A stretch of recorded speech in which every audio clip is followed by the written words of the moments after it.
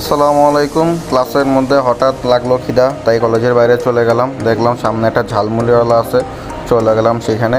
এটা আমাদের মুন্সিপালি মেডিকেল কলেজের সামনেই, 2 নম্বর গেটের সামনেই বসে। মামারে বললাম যে মামা একটা কড়া করে ঝালমুড়ি বানায় দাও। মামাও সুন্দর মতো লেগে গেল। ফার্স্টে মুড়ি দিল, মুড়ি দেওয়ার পরে মামা এই যে এখানে পেঁয়াজ, তারপর শশার যে সালাডটা আছে এটা দিয়ে দিল।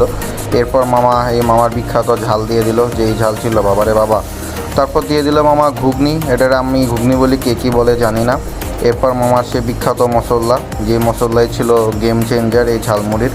মামা আবার দিল ফুচকা, একটু মশমশা হইলো, ভালোই লাগলো আসলে মামার মশলা। এরপর মামা সুন্দর করে ঘুটানি দিল। ঝালমুড়ি আসলে অনেকদিন পরে খেলাম, কিন্তু আসলে এই ঝালমুড়িটা ভালোই ছিল। লাস্ট কবে এরকম একটু মজার ঝালমুড়ি রাস্তার পেছে খাইছি আসলে আমার মনে নেই, তবে ঝালমুড়িটা আসলে ভালো ছিল। আই মাসছে দাম অনুযায়ী মাত্র 20 টাকা ছিল। ওকে সবাই।